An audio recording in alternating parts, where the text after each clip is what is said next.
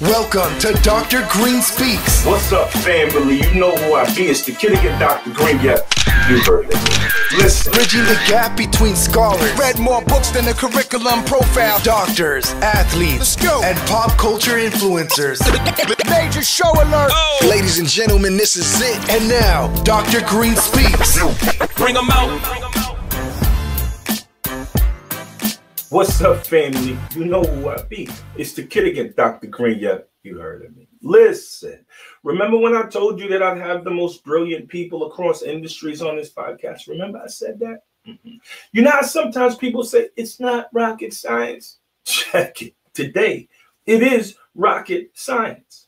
Today, I have a friend and a brother.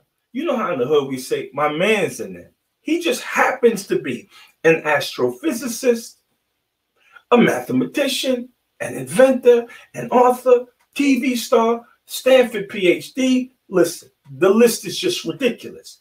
But one of the things that I admire the most about my man is that he's a brother from the Lou. Listen, I get to introduce to you none other than Dr. Hakeem Oluseyi. What's up, family? I'm very well. Thank you, Dr. Green, my brother. Oh, thank you so very much, man. This is an honor and a privilege to be, as I like to say, in the presence of greatness, right? So often you hear it's not rocket science, but it is rocket science today, family. So right. Tell all of our listeners out there, where does the story begin for you, right? Because I mean, as a black man and an astrophysicist, I mean, it's just mind-boggling because there's often such a disconnect. Like that doesn't really happen. So, where does the story start for you? Yeah, first, bro, I want to say the feeling is mutual. Whenever I'm around my brilliant colleagues, my brilliant black colleagues, I feel like the luckiest man in the world, man, because I admire everyone so much, and it just reminds me, you know, when I was growing up, you know. Every Sunday in church, you know, the brothers would be all smooth, you know, and then, you know, there was a lot more jazz in the world back then. And when those people would speak, you know, their elegance that they carried with them, bro, I just eat it up. You know, I just love it. So yeah, the feeling is mutual. And the fact that you guys consider me to be in your realm is an honor. Because I'm just trying to keep up. So where does it begin? It begins, to be honest, I lied. I'm not trying to keep up. I'm just trying to not suck. But I know the feeling. That's pretty much it, right? I always fear, I suck. So I was born in New Orleans. And my family, you know, my immediate family is sort of like the coming together of two historic Southern cultures. So my father is from rural Mississippi, and my mother is from New Orleans East. And each one of them is sort of a family of immigrants because my mother's, you know, we know our ancestry going all the way back to my great-great-great-grandfather who immigrated to the U.S. as a free man. His parents left West Africa, went to France, where he was born. He went to Santo Domingo, where he had my great-great-grandfather, and they came to New Orleans.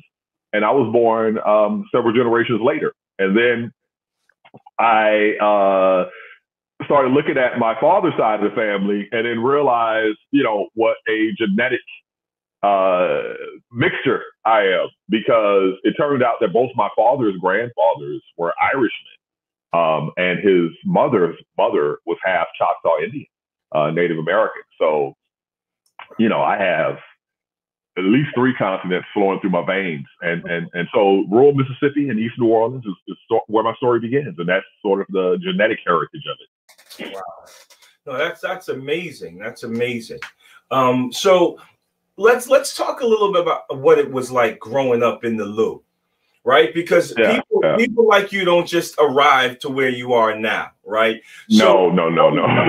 What that was like. Tell me about with the young Hakeem. Oh, man, so the young Hakeem, bruh, so I had a crazy decade from the ages of 4 to 14 where I moved every year, and it was always in the hood, you know, and so it was in LA, South Central, Houston, 3rd Ward, South Park, New Orleans, 9th Ward, New Orleans East.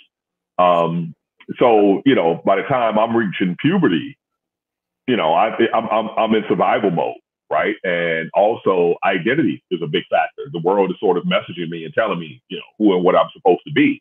And, you know, just out of really wanting to be safe, man, I took on the persona of the, you know, little badass, right? You know, and so I'm walking around smoking cigarettes at 12, and, you know, I'm in bars at 13, man, literally like turning up bottles of TJ Swan and wow, doing little business. He said, doing a little business. Doing a little business. Yeah, man. Wow, that's something else. I mean, because my father was a businessman, right? My cousins were engaged in activities, you know, so it was only natural. Right.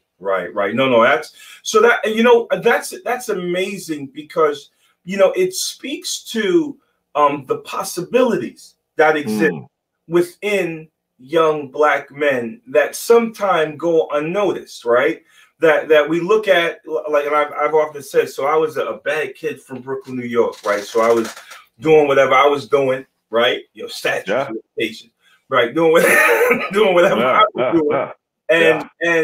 And there seems to be this complete disregard for young Black men today, as if, oh, they're useless, oh, they have no hope, oh, you know, look at this generation. So can you talk about where your switch happened? Like where was that turning point that you go from being, you know, this kid that's getting into trouble and has this, you know, identity of like, you know, being and how did that happen for you? Yeah, man. So luckily, bro, mentoring in specific ways, right? So it was mentoring not for, you know, I'm going to mentor you to get you an education, right? There was really nobody around me who could do that. But it was more of mentoring of, we're going to make you disciplined and honorable, right? So what I had gone through had sort of like ingrained something deep into me. And I was kind of already drawn to the dark side anyway, right? You know, a part of that, you know how it is in the hood, right? So there's like, you could be boring, you could be athlete entertainer, right? You could be church guy, right? Or you could be Mr. Smooth player, shank you, right? You know, not I'm a goon, but I got game and I'm not to be messed with, right? You know, boom, annihilate you instantly type, you know, behavior. So, you know, it was a long, slow thing for me because, you know, man, I came of age in the crack cocaine era. I graduated high school in '85. It was just getting started, right? And so I went to the military immediately, but I got out of the military and I came to college to Jackson, Mississippi. And when you hear the word the Dirty South, man, Jackson was deep in it, right? And you know, my father's business was not that business. Okay. But it became that business. Okay. At that time. And so it became my business. And so it became a disaster for the communities I lived in Mississippi, Louisiana, Jackson, Mississippi. And, you know, it was rough, so rough. You know, I dropped out of Tougaloo. When I decided I wanted to clean up my life, you know, I got a job, the only job I could get at the time, which was being a janitor at a hotel. And so the change happened for me when I applied for the bellhop position and didn't get it. You weren't qualified. Well, in a way, right? So I'm making $4 an hour at this time. You know, the minimum wage had been increased from $3.35. This is my first $4 an hour job, right? Balling. Crazy. Yeah, right? Balling out of control. All that money. Man, and so I was living in the hood, man. I had an apartment in the hood, you know, and I'll tell you what's funny about that is, so I come to this little apartment. It was like a motel back in the day that they converted to an apartment. You know, the motel, you know, so it's like a U-shaped thing.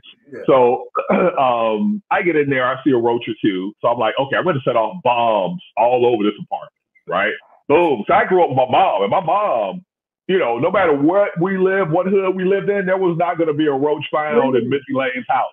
Right? There will not be a crumb, a drop of water. So I'm like, I know I got these roaches, right? Man, I set off all these bombs. I'm living my life the right way, and yet roaches are still appearing. Bruh, one day the dude downstairs invited me in his apartment. I kind of avoided it because I knew what they were doing down there, Man, I go to this dude's apartment, bro. We're sitting in his living room, and the wall just got roaches chilling on the wall. So let me tell you something about roaches biologically that I read. I don't know the degree of truth to it, but allegedly, there are certain types of species that are uncomfortable unless their body is being touched on three sides. That's why they're always in nooks and crannies. They got to be touched on three sides. So if roaches are one of them, these German cockroaches. So if you see one out, that means all the nooks and crannies are filled. So when you see this dude's apartment, he's homeless. You got a homeless roach. That's right. They coming up to my spot, right? And check this out. So even that, I'm so broke that the way I'm eating food most days is when people, order their room service in a room and then they set the tray outside the door, I eat their leftovers. So imagine that. Hakeem living in the hood in the roach infested apartment because of my neighbors surrounding me got roaches, and it's somebody was murdered in that apartment complex while I lived there. That's what triggered me to move out of it. I go to move up from janitor to bellhop because a bellhop can get $100 in tips in a day, whereas I can't even make $100 a week. And I don't get the job. So in 2012, I was back at UC Berkeley, and I ran into another brother who's a PhD in mechanical engineering, Damien Roussan. And Damien says to me, Hakeem, you remember that story you told me about being a janitor and trying to move up to bellhop? I was like, yeah. He's like, bruh, I've told that story to 1,000 people since then. He says, because you know why? To me, that encapsulates what it's like being a Black man in America. Whoever was evaluating you didn't realize that standing before them was a Stanford PhD physicist. They couldn't see beyond the kid from the hood, the janitor, that I don't want in my front door, right? That's wow. See, that's so important because, man, that's breathtaking because that's a true indication or analysis of what it is like to be a Black man in America. You see us, but you really don't see us, right? They don't see the physicists, they see the threat. And unfortunately, we lose so many young brothers to the streets before we get to realize who they are and appreciate their gifts that they would present to society if they had the chance or had someone to see them differently. And you know what, too, man, is that phrase, my favorite old school rapper was KRS-One, right? And you know how it is with rappers. Right. They will take some phrases that have existed in the hood for 500 years and turn into a song, and the world is like, oh my God, they invented it, right? Like Michael Jackson moonwalking. Like, he did what? What? I could have sworn.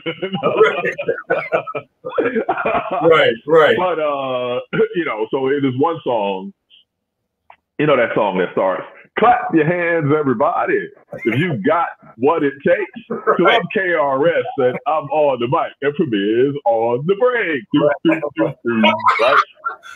So we got that line, let me show you whose ass is the blackest, right? We've all heard that a billion times. And what that means is when somebody's treating you with an expectation of a low expectation, right? So in your mind, because here's the other thing about the whole mental aspect of things, right? And this is really interesting. So you have an idea of what the other person is thinking of you, right? And that context will determine your behavior.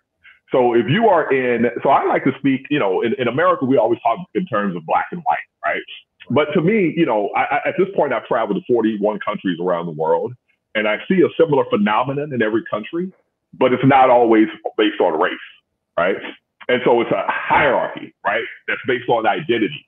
And for those of you in your country, when you're sort of at the, considered to be near the bottom of that hierarchy, then there are assumptions made of you, right? And they tend to be similar from country to country, right? About your morality, about your intelligence, about your You know, you're going to steal, you're going to kill, you know, these sort of things. And so if you're a young Black dude and these people are treating you this way consistently, and sometimes the thing about the whole psychological aspect of it is sometimes when they're not, it'll be interpreted that way, right? And so you will sometimes be like, okay, well, I'll show you. Let me show you. You want to see Black? You want to see what's your expectation of Negro? Let me show you, right? And so coming from the country, right? I grew up, you know, from 13 to 24 hours in Mississippi. When I went to the city for graduate school and I saw the public face of African Americans, right? I felt like, you know, when you're in the South, you see the full spectrum of communities, all right? And you see that most people are just people, regular people, going to work every day, doing their job, right? But when you're in cities, who do you see on the street, right? You see African Americans, because some of the cities hide Black folks really well, you know.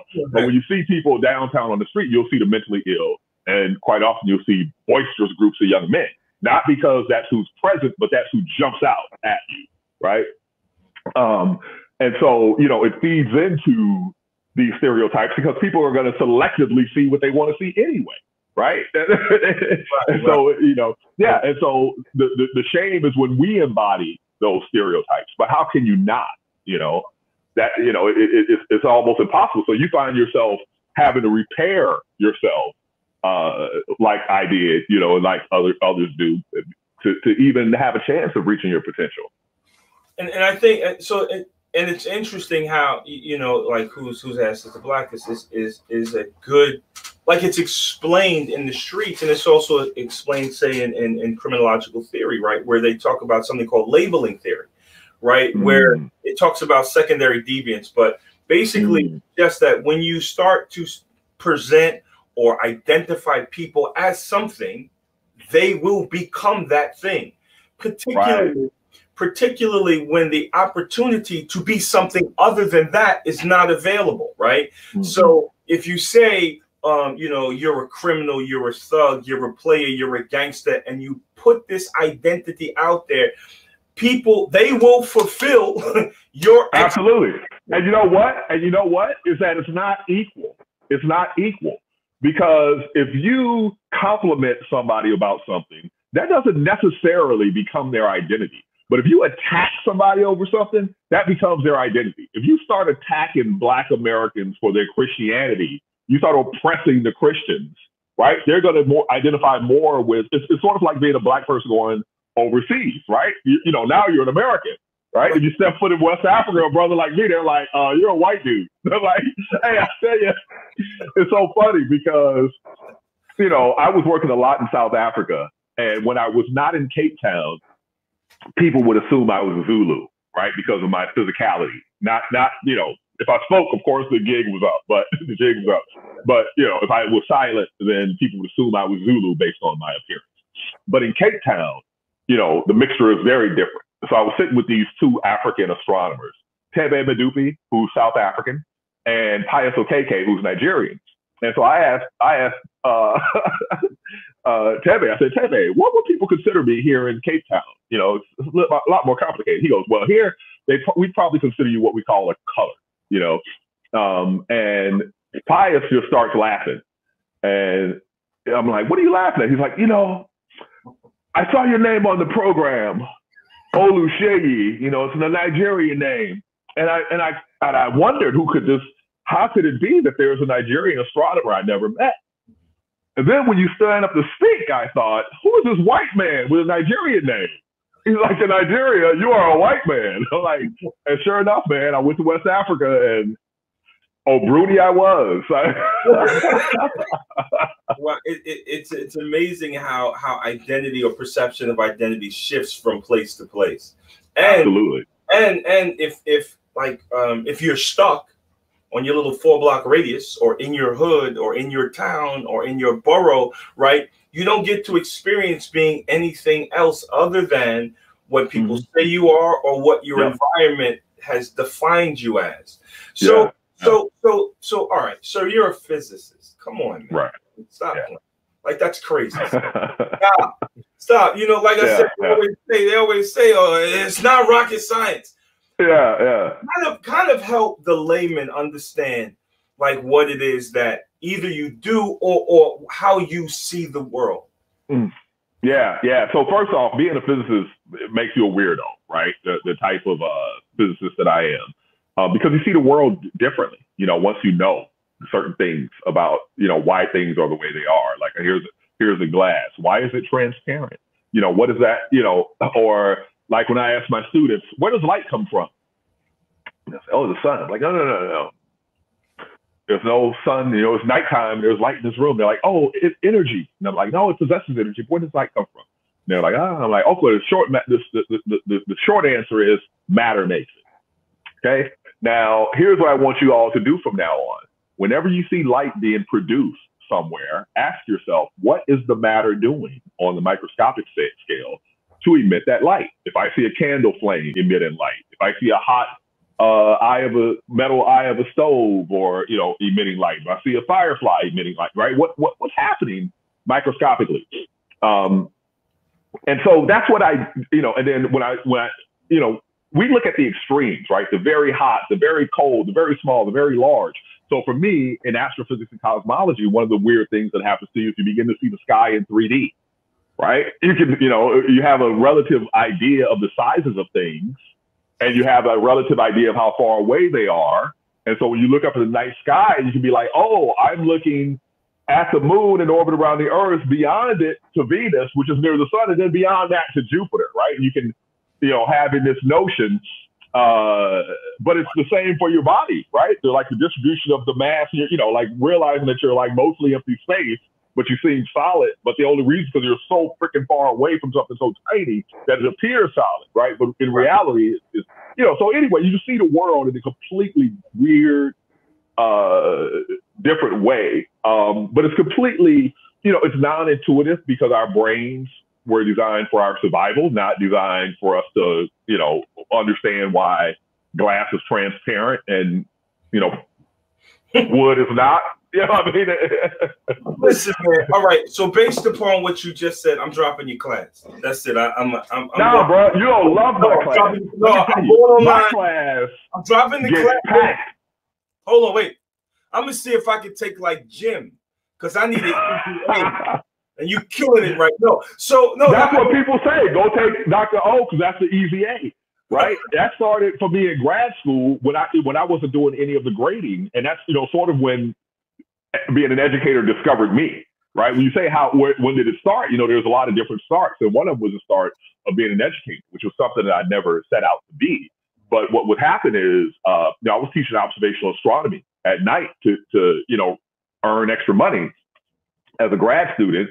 And suddenly, you know, there were 4 nights, and each night was run by a different grad student, okay? And, you know, the students would at first evenly distribute themselves among the 4 nights, but then eventually half the students would be in my night, right? I'm like, what the hell? You know, that's more work for me, right? And they were like, yeah, people say you're giving an easy A. But the thing is that we didn't do any grading.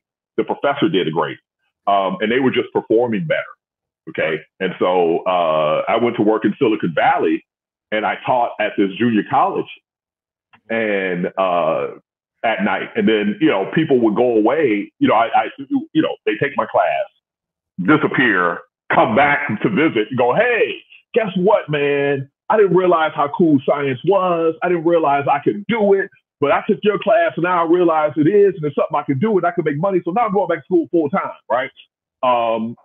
Yeah, and so the same thing happened when I started doing television, right? People stopped me in the mall. I could tell you from the hood, right? And you're like, dude, you know, me and my daughter, me and my son, we watch you, and now I'm going to go back to school. I think I can do science, right? So I'm like, everybody is always telling me, Hakeem, I thought I was dumb until I saw you, right?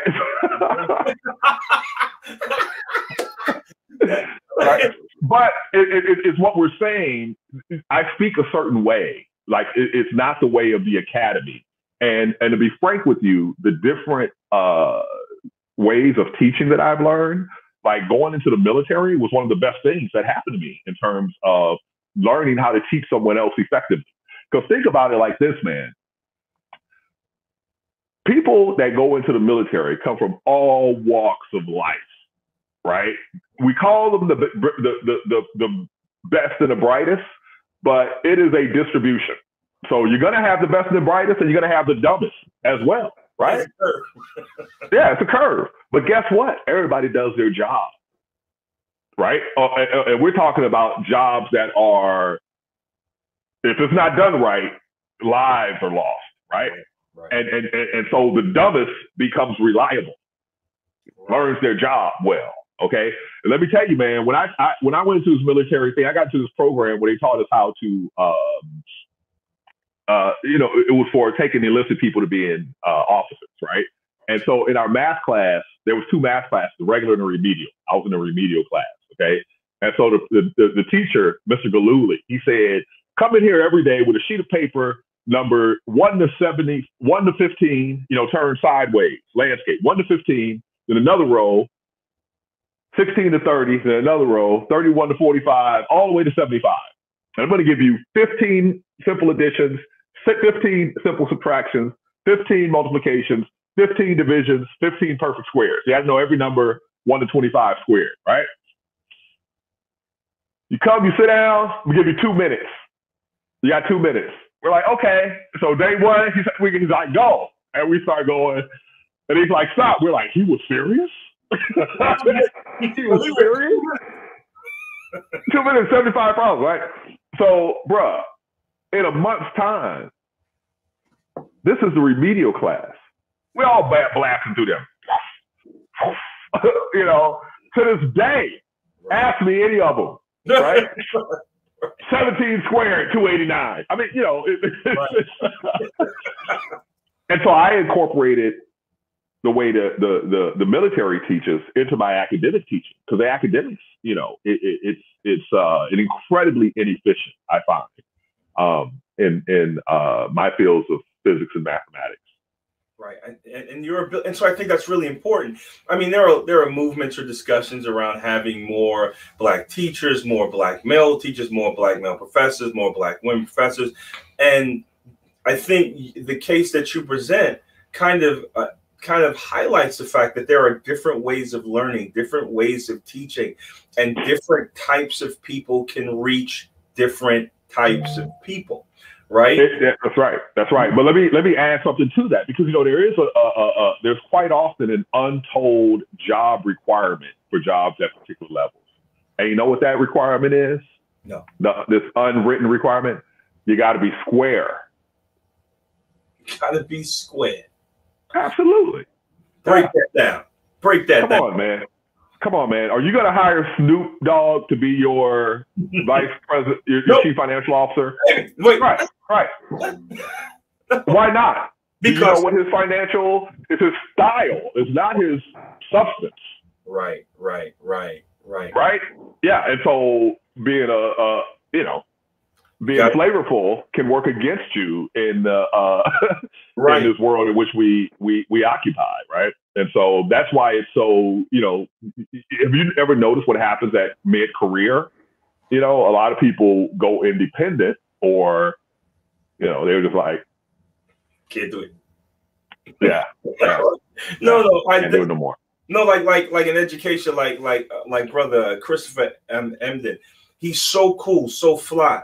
And the way he presents himself is so authentic that people often seem amazed, like, oh my God, he's so different. And it's like, well, if you open the door a little wider, you would find that there's a diversity of not just presentation, but intellect and brilliance.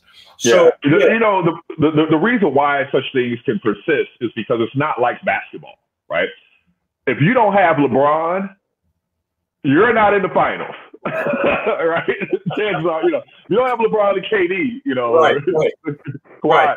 So, but when it comes to a lot of business and intellectual stuff, it's not like that. It is not the case that, oh, you're so good. Your circumstances determine your performance. And if you're not, if you are equally brilliant, you take the same person and you put them in a very well-resourced circumstance, or you put them in a situation where they're starved for resources, the outcome is going to be very different, right? And not only that, if you put a person in a situation where they can have a single-minded pursuit, then you'll get the best out of them for that, whatever that pursuit is. But that's rarely the case for us, right? That you find that you have such a luxury, or that you may even want that luxury, because for example, in my case, I find impacting people's lives more fulfilling than any invention or discovery, and that was a discovery for me, right? I didn't think I was that guy. I wanted to invent, discover, and it just happened to happen and give meaning and fulfillment to my life, right? So that's why I continue to act on those, in the ways that give me satisfaction and allow me to pay my bills. No, I hear you. No, so I often talk about the, like you said, the environment absolutely affects performance. I mean, there was a time when I was in a PhD program, and I was going through some financial things, and no one knew it, right? We don't talk about it, right? We're not sitting there saying, "Whoa, it's me." Right. I actually took it was the day of my comps, and there was a financial situation. So I live in Brooklyn. I was attending school in the city. So the morning of my comps, I didn't have money to get to school. Right. So I got on my bike, right, and rode my bike with, I didn't have money for the train fare. I didn't have money for food. I jumped on my bike. I pedaled all the way from Brooklyn to Manhattan. So I'm sweating. I get to, my comps, and I park the bike, and I run upstairs, and I sit, we're all sitting at the computer. It's like one of the exams, I think, was 2.5 hours. And then we had another one that was like 3 hours long, whatever. But I'm, and I get there, right? And I had some really cool cohort members. Shout out to Jennifer, Dr. Jennifer. you know who you are. Help me through a lot, right? So right. So I sat down, and I'm taking the exam, and I was exhausted. I was sweating. I was hungry, and I had to sit through that exam. And then people at the break, when we got through that exam, people went to lunch to eat. I didn't have no money. So I said, I got to do something, walk around, and came back, had to take that next 3-hour exam. And those are the kind of things that they say. So you get the grades back, right? And you're like, oh, you pass, I pass. We all pass. Hey, everybody. But what my passing was for me, like what I had to go through just to get to the exam, are the stories that aren't told. And so environment and experience, like those are the things that people don't hear about. Absolutely. Hey man, let me tell you something that you sort of sparked in my mind that's somewhat related. And it's based on the fact that once you go through certain things, you know what they're like. Okay. So when I do mentoring, sometimes, for me, there's two elements of it that are at the very beginning of the mentoring process. Making a connection and breaking down any obstacles, any barriers, okay? So my colleague, Charles Magruder, Western Kentucky, had this idea of how some of us African-American astronomers could help South Africa to build their astronomy program, okay? And so I knew that these students, when I went in there to work with them, were not going to see me as similar to them. They were going to see me as this fancy American, successful astronomer, right? So I'm like, what can I do to reach them? And I'm like, oh, I know what I'll do. I'll say to them what they think and experience, but they've never told another person and never will dare tell another person, right? And so at the time, me and the other Black astronomers would joke, the American Black astronomers, that I was the only Black astronomer who you could tell is Black on the phone, right? It was sort of like a self-criticism of who gets, how we could do better, have a broader, more diverse group, right? But in South Africa, they weren't going to see me that way, right? They weren't going to, but what they had in common with me is that I was also the only astronomer who had a successful career, who had come from a historically Black college. And so they would attend their historically underrepresented or underprivileged universities, transfer to top universities like Wits or University of Cape Town, and then fail out in this honors exam thing, right? So my job was to mentor them so they pass the honors exam. And just to give you the end of the story, my colleague there reported to me after 3 years, they're like, Hakeem, I got great news for you. Not only did all your students pass the honors exam, they all passed in the top 20%. But getting back to the story, what is it I was going to say to them that they experienced and never tell anyone? It's what I experienced, right? So you go from the hood to a top name university, for me, Stanford University, for them, the University of Cape Town. And you go home, and they're like, hey, here's our genius. Yeah, he's out there in the world kicking butt. And then you go back to your university and you feel like they're like, Negro, go home. We don't want you here, right? You can't tell the folks back home this, right? And man, I said that to them and they just opened up, right? And they just talked about, all sorts of small things like, where I'm from, when people pass each other, you speak. So I'm here on campus and people walk past me, I say hi, they don't say a thing. I feel like a fool, right? Things like that. So you know what you made me think about? And I don't know if you can relate to this, but some of your viewers may. And it's something that happens when you haven't eaten for days, right? Now, I remember I was in that state. And me and my buddy, Johnny Gavin, my high school classmate, arranged for me, him, and my other buddy, Reginald Lyons, to rake leaves so we could earn some money. And dude, when I talk rake leaves, I'm talking like an acre, 3 feet deep. I mean, like, dude, who's out there crazy? But you get paid, you go run to Popeyes to get a Chick Pack or whatever. You take your first drink or your first bite. Do you know what happens? No. When you hadn't eaten today, your mouth gets filled with this crazy pain. Right? It's just unbelievable. Like it's like, you wouldn't expect that, right? You don't think of that. But if you haven't gone days without eating, you don't know about that. Wow. But if you have, you know exactly what I'm talking about. See, and those are the things that don't get told. Those are the stories that are missing, right? That, again, they see you, successful career, TV, academics, like you're covering all the bases, but there was a time that you didn't eat, right? You didn't eat for days, absolutely. Right? And absolutely. I mean, there were times that I remember that I remember when I was, working, trying to get my little life together, and I didn't have any money. I bought myself. I was here in Brooklyn.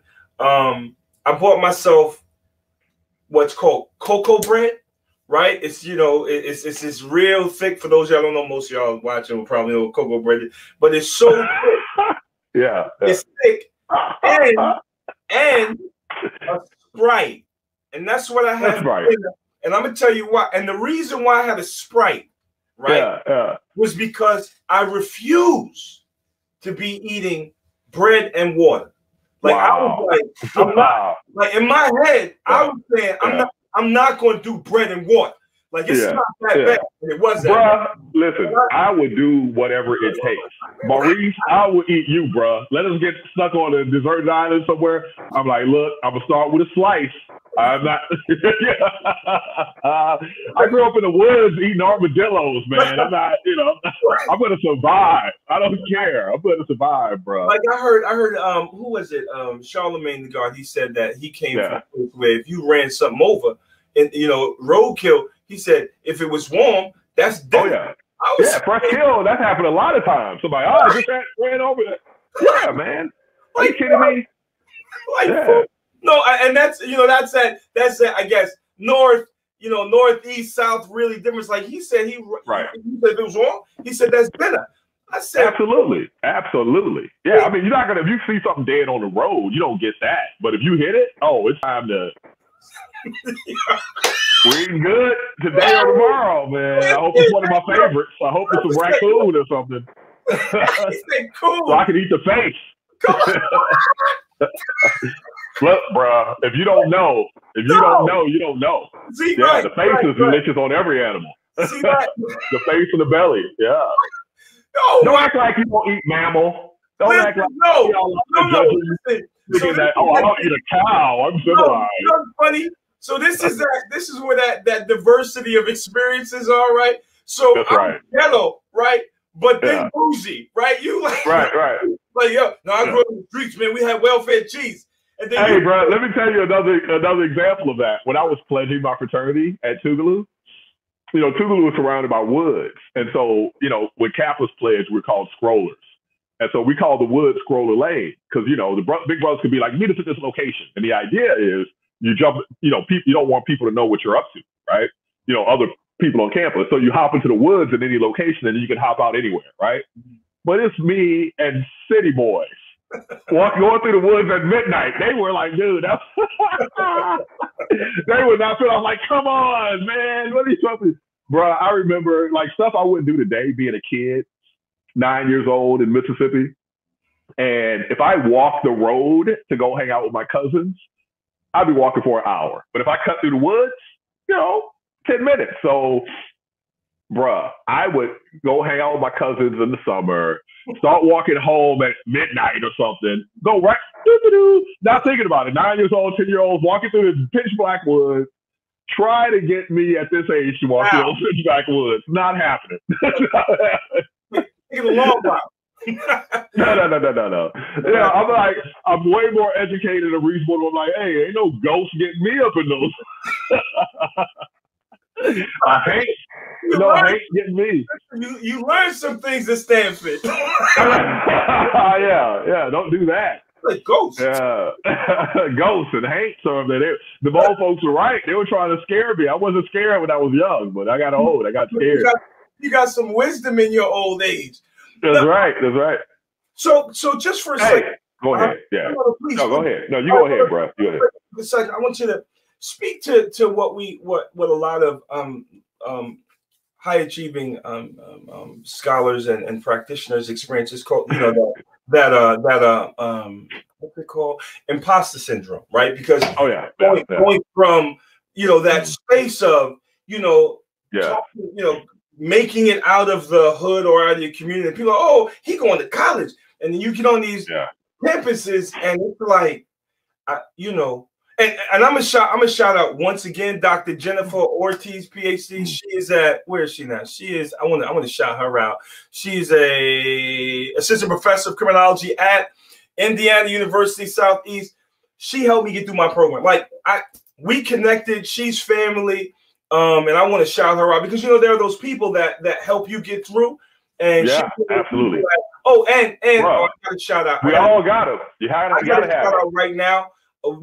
Our producer of these episodes, soon to be Dr. Deandra Taylor, who helped me get through statistics, graduate level statistics. I want to shout her out too. She's the executive director of the Black Doctoral Network, because there are these people that help us get through that we often don't thanks. So absolutely, man. So talk to us about like that getting on that campus. Like you went to a top tier institution, family.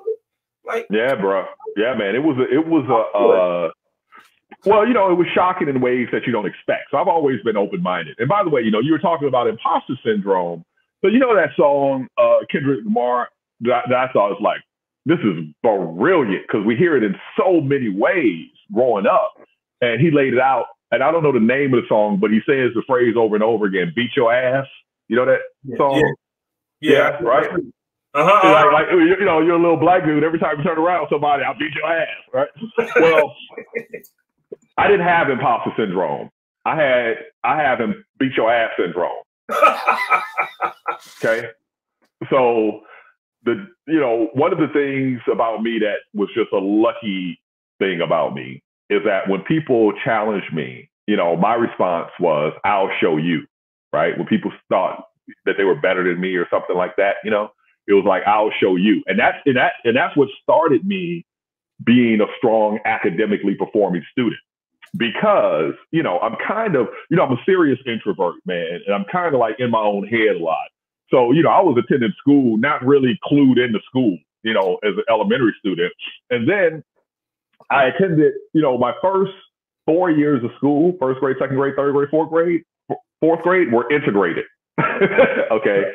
And so I went to different schools in different states every year. So in the third grade, I was in New Orleans. Second grade, I was in LA. Third grade, New Orleans. First grade Houston, second grade LA, third grade New Orleans, fourth grade Mississippi, right?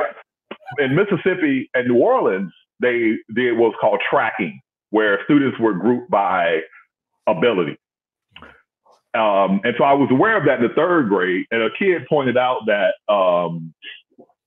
the black kids are in the tracks 3 and 4, you know, the 2 slower tracks, right?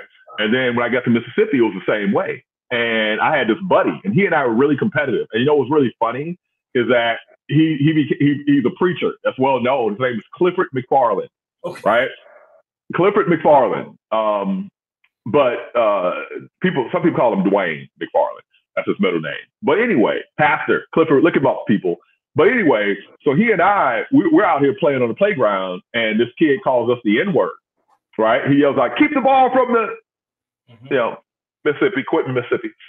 And so you advanced academically based on what are called levels, right? And so each level had a test.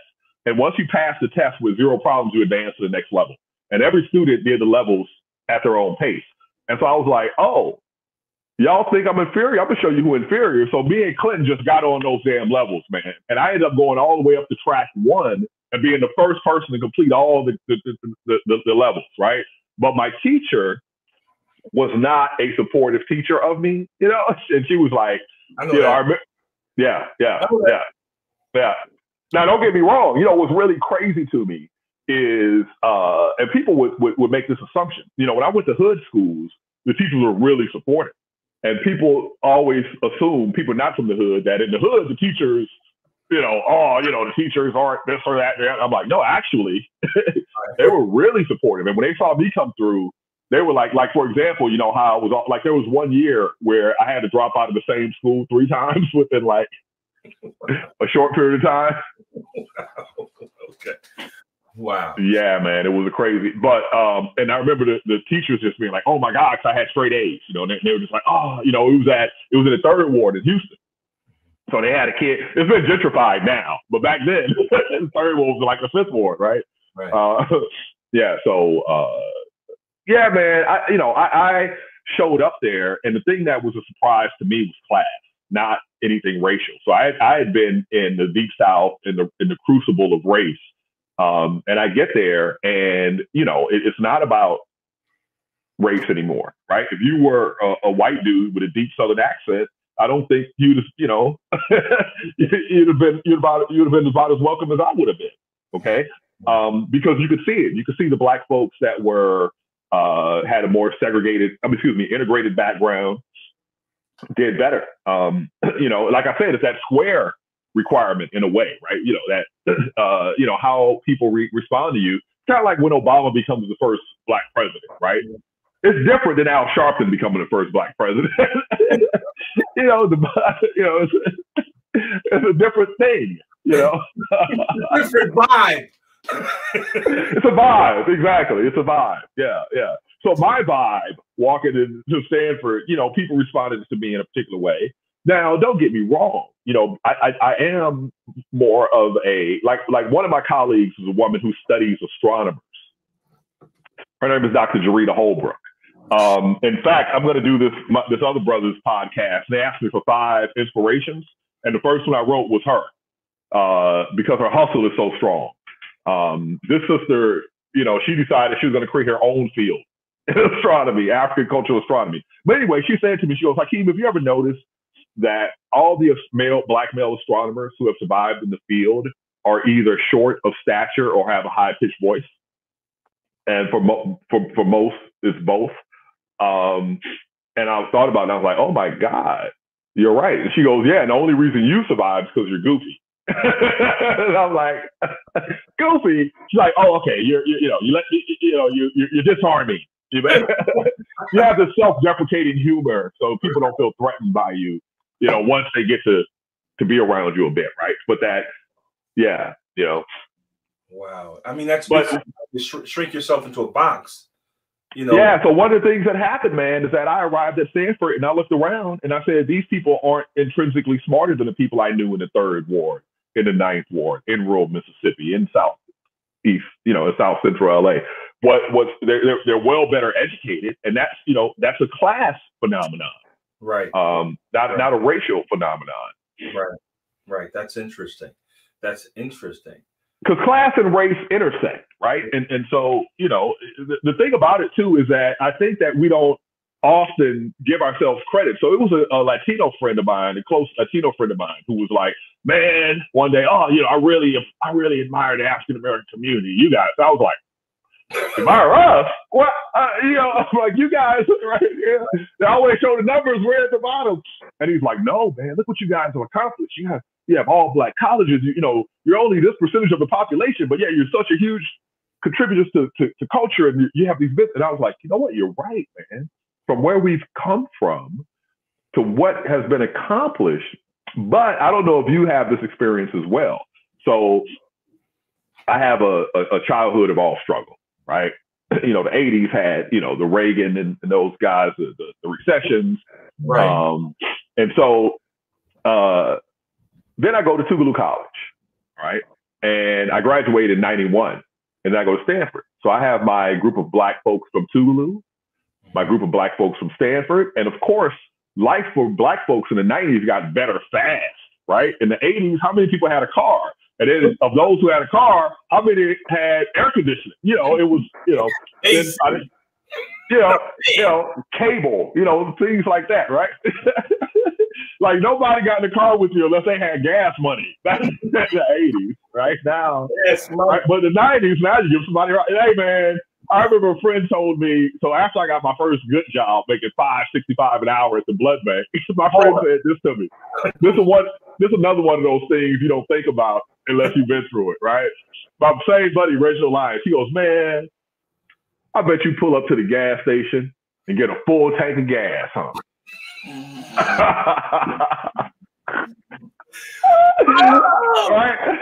Right? I was like, as a matter of fact, I do.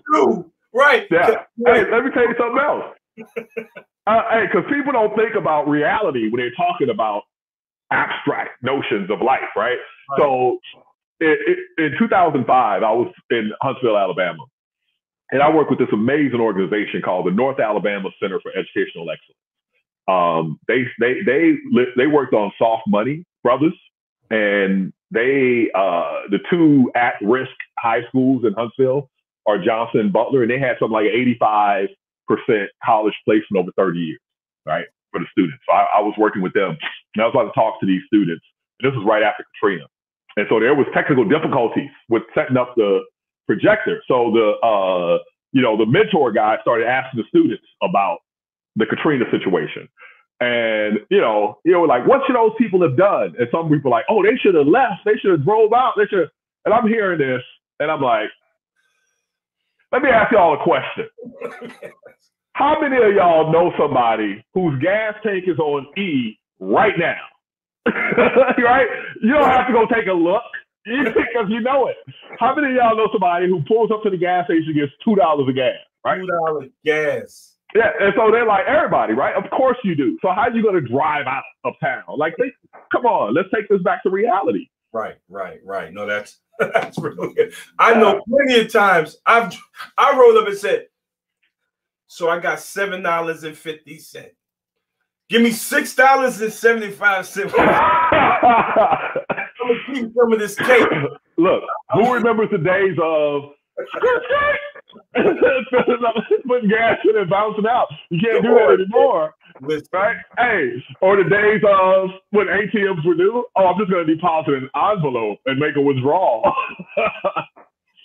Like the struggles and the difficulties that people face, like I said, often go not only but they act like, like we haven't been there. Right. Hey, but let me tell you, it's levels to it, right? So like this is a little known thing.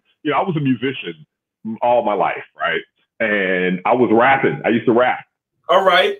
This is post Stanford. This is the 2000s, right? And so, I always hang out with these same dudes in the same studio. And they're always like, oh, don't put Hakeem on the camera, right? But one day I'm in the studio with these cats, all right? And they are the nicest dudes, from the hood. You know how it is. Like a stranger seeing them on the street, you're a brother wearing the brother uniform. They'd be like, oh, let me step to the side. We're the nicest dudes in the world. But man, they start having a conversation about food at the different jails around the area. Like, man, what do you think about the food? I'm like, yeah, well, I don't have that. I'm sorry. But bro, they were comparing the contrast, and they were going back and forth for a minute. You know, right. You just never know. You just never know. You never know people's lived experience, man. And what I really very much appreciate you sharing today, because again, this is the conversation that we don't get to hear. That there's a human side to some of the highest achieving Black intellectuals and practitioners that we have. You know, and great representatives of what is possible. Like if we really look at and see our young Black men through the lens of possibility, as opposed to their present state. And I just very much have enjoyed sitting here talking to you. What I'd like for you to do is tell me what you're working on now. Like I know you absolutely. That's right. So my memoir, A Quantum Life, My Unlikely Journey from the Streets to the Stars, is available for pre-order right now. It is released June 15th. Okay. Now, before the pandemic, I met with this brother who we all know. And we talked about that at the conference. Oh, that's right. Yeah. Brother Chadwick Boseman. And he loved my story. We met right before he gave the Howard University commencement speech. And if you look at his commencement speech and you see how passionate he was to find a story of someone who was a brother from the hood, but also actually had layers, right, and interests. So he took up my story and he championed it, and he did one pitch to Universal and they picked it up and we signed a movie deal. And that brother was so generous to me, and I got a very wonderful, wonderful deal. He worked hard as anyone on making the story right. And I didn't even know he was ill. I knew something was up, but I thought he was just really busy. And then he passed away, man. And I realized how fortunate I was to have, just interfaced with him for those short amount of time. So that's coming up. The book, the movie, we'll see how that goes, because now everything's different with the pandemic has disrupted the movie business. And then finally, I have a new Netflix series coming out called Baking Impossible later this year. And on Science Channel, you can find How the Universe Works. The new season has just debuted. So that, look for your local listings, or you can even find it streaming on Discovery Plus, I think it's called. So my dear brother, tell all of our listeners how they can get in touch with you, where they can follow you, because obviously you are one of the leaders that lead by example, and we want to know how to stay in touch with you. Absolutely. So, I am like you, sir. I like to keep my hands dirty. I'm not on social media, Twitter fingering constantly, but I do check it daily. And I try to respond to everybody that writes to me. So if you put my name into Twitter or Instagram or LinkedIn or even Facebook, which I'm not there very much at all, you'll find me, Hakeem Oluseyi. Even if you put Hakeem in astronomy, you can find me. So turn on Science Channel anytime, pop my name into YouTube, and you can get content and hear what I have to say when I'm being more formal. That's what I love about your podcast, is that it's chatting with you. Man, is what it is. Man, I very much appreciate that, man.